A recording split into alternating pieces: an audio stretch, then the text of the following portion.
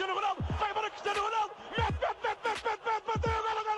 Balotelli, Aguero!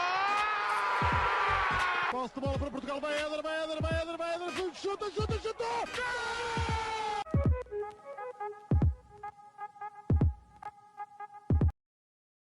Hello everyone, here we are again at another season of Panenka's Europe, or in Portuguese, Europa Panenka.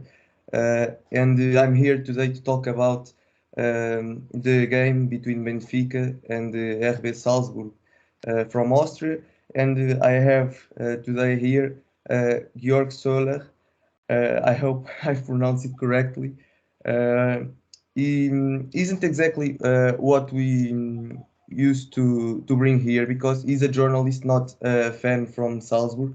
But as he said previously, he has a lot of knowledge about all this discussion we are going to have today. So first, be welcome, Georg, and please make a quick introduction of yourself.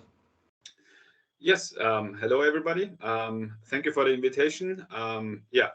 You mentioned my name before. I'm editor-in-chief from an Austrian online newspaper, if you want so, and I've been closely watching the football in Austria for 15 years as a journalist, and like all my life as a football fan. So yes, we can start talking. Okay, thank you. Thank you very much for being here. So let's start with a question about football in Austria. So how is it lived? How do the fans experience football in your country? Yes, we have some very, very old clubs. The Viennese derby between Rapid and Austria Vienna is, I think, the second most played, aside from Rangers versus Celtic. So until the 1930s, I guess, Austria was quite one of the arguably best sides in the world, with many fine players.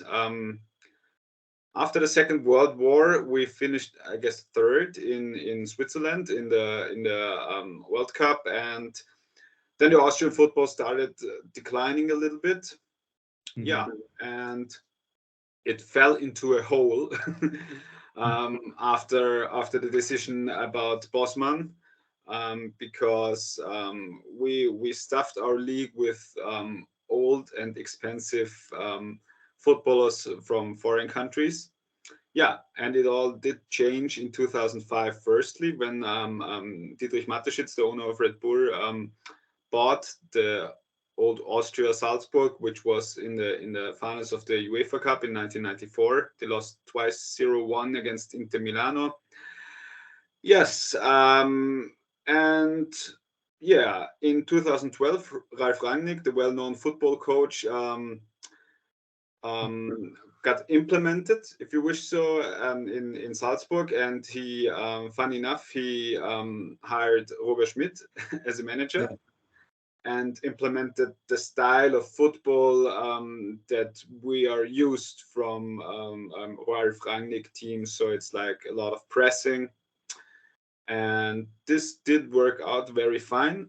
So after some embarrassing moments in the Champions League qualification, finally Red Bull Salzburg is probably, I would guess, they are one of the 30 best clubs in Europe. They have won the league for I think it is 10 times, 9 times. I did forget it.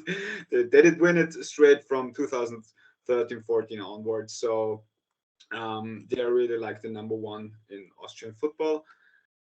Yes. Some more information. Okay. You have mentioned Roger Schmidt. This was a question I had, but since you've mentioned now, I'm going to ask it now.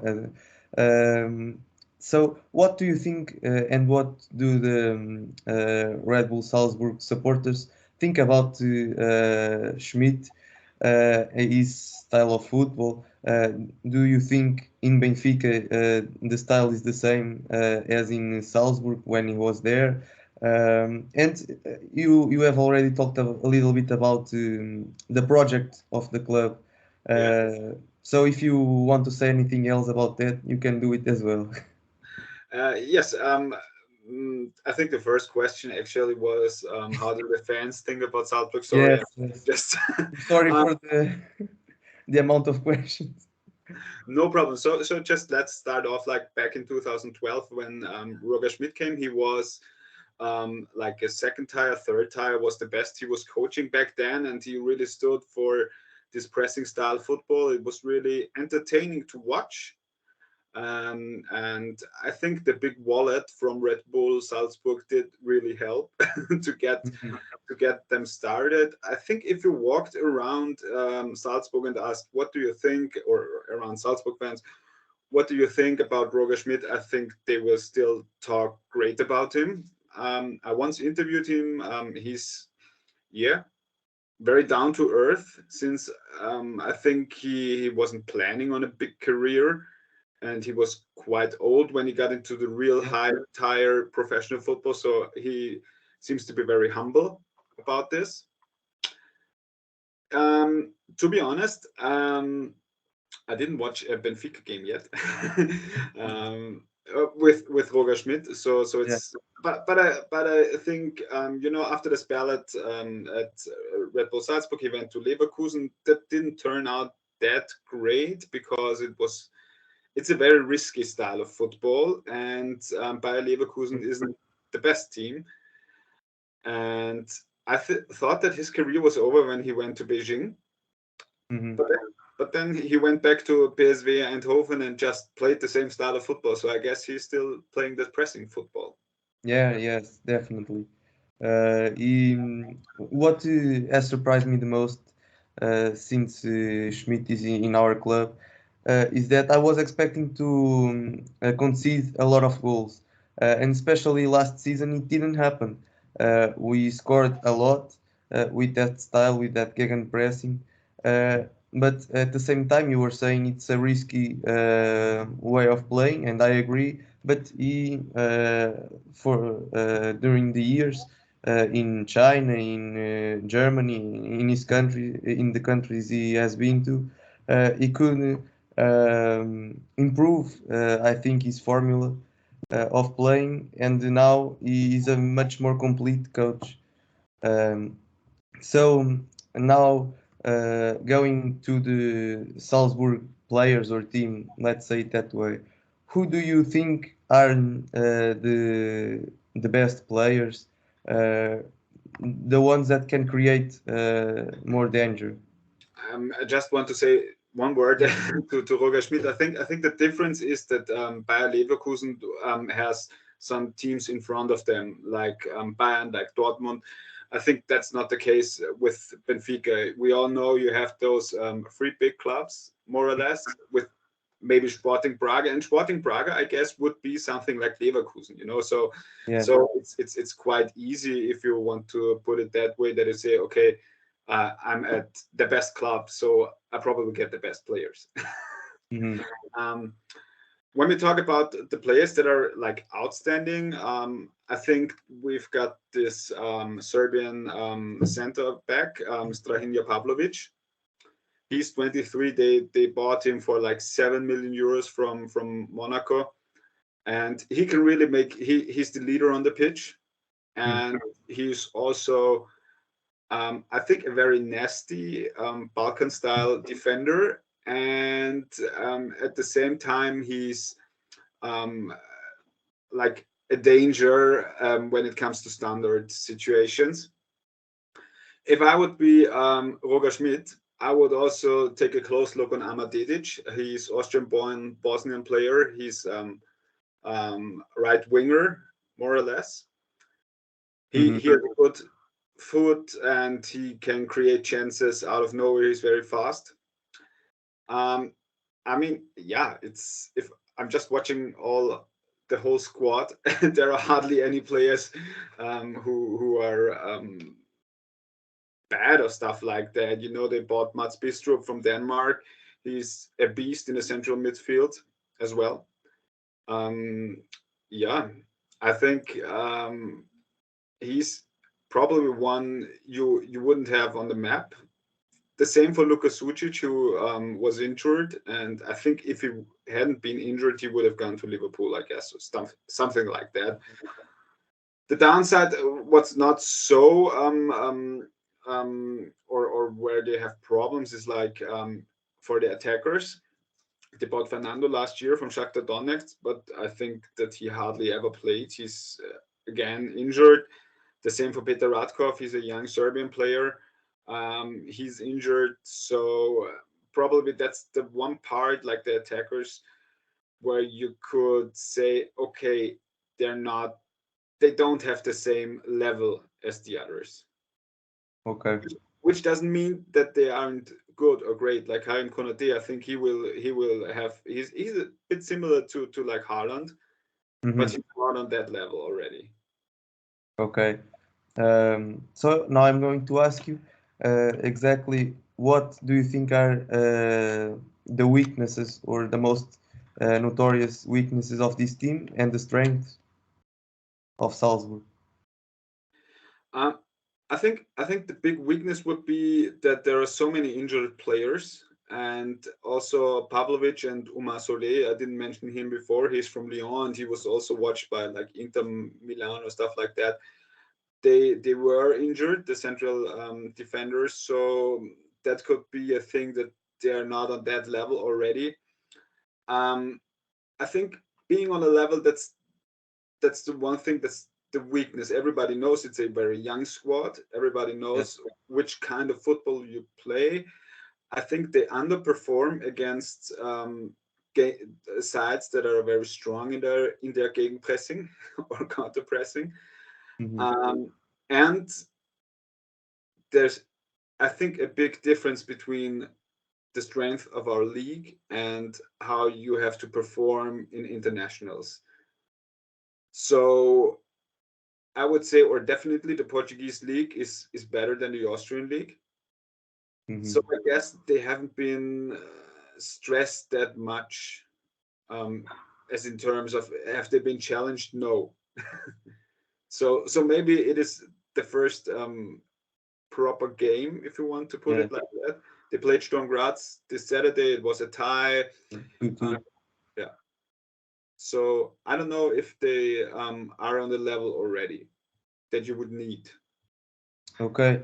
I was going to talk about that. I'm seeing here that the team is 21 and a half years old, so it's a very young team.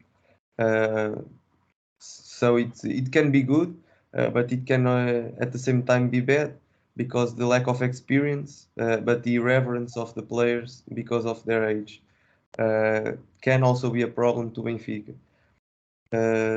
Now let me ask you about Benfica before I can ask you what do you think it will be the results or how do you think the game will go.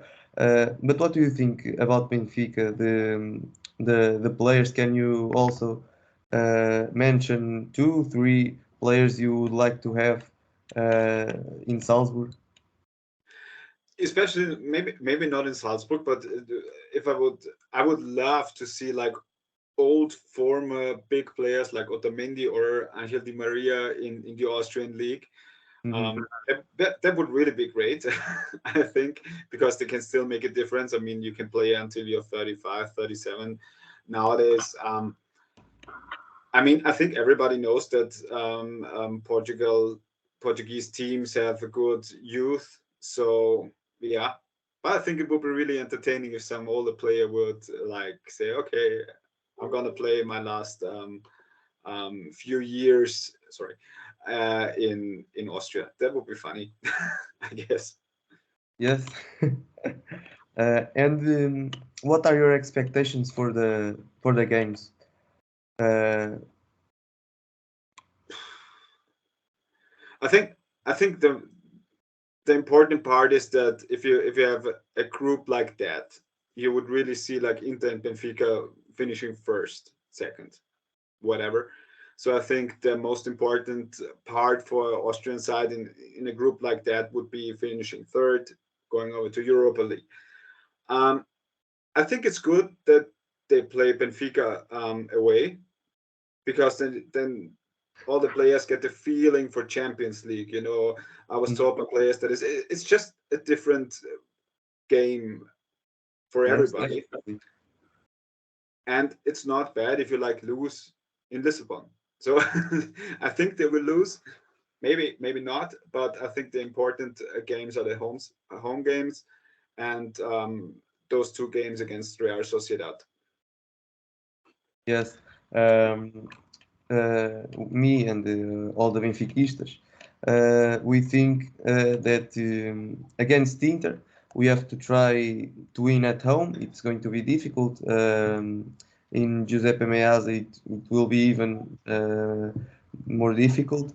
But against the Real Sociedad and Salzburg, we have to try to win every game, especially at home, as you said. So that we have a possibility to go through the champions. We have made quarterfinals 2 years on a row, the last 2 years. So it's the standards we have in Benfica, and we definitely want to win every game, of course. Even against Inter, we want to win, but we know football. It's not just us playing. There is a team in the other side that will do everything to stop us, and that's what I think it will happen with Salzburg. Uh, as I said, you're not a German team, but characteristics are kind of similar because of that gegenpressing, of that passion in playing the game by the players, and I think that will make our life very difficult. I don't know. I hope we win, but let's see. It's going to be very interesting game because of the style of playing of both teams. I believe it's going to be an attacking game for both sides with a lot of goals. I hope. And just before we finish, I always ask this question. So, what do you think about the Portuguese league, or what is the reputation of the Portuguese league in Austria?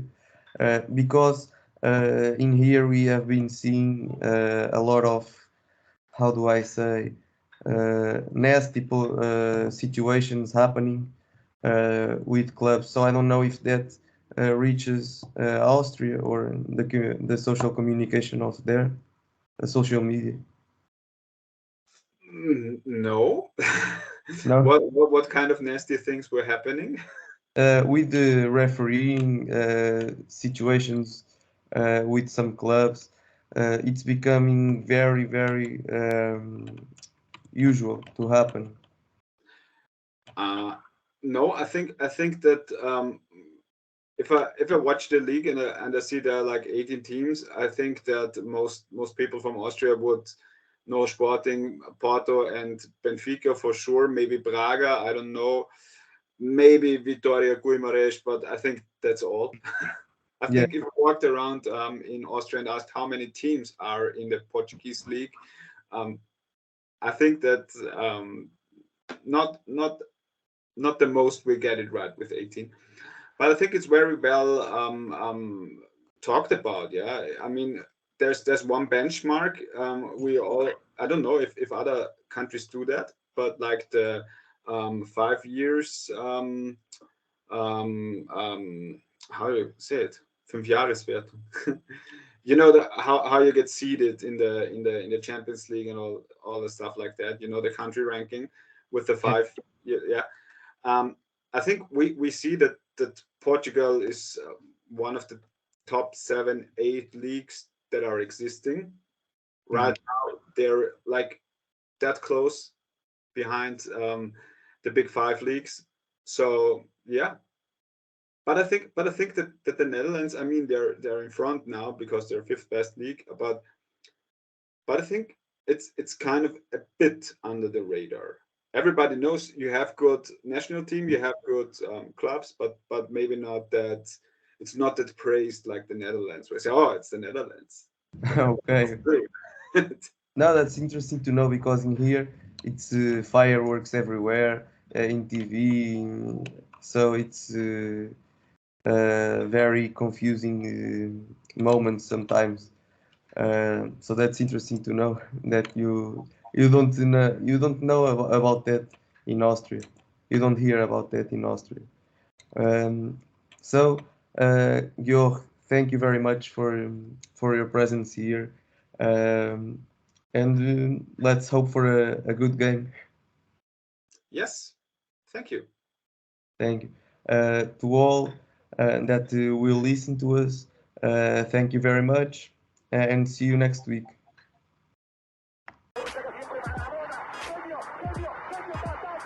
Liverpool 3-0. Corner taken quickly. Origi! Stays on Cristiano Ronaldo. Vai para Cristiano Ronaldo. Bateu. Gol. Balotelli, Aguero! Posse de bola para Portugal, vai Éder, chuta!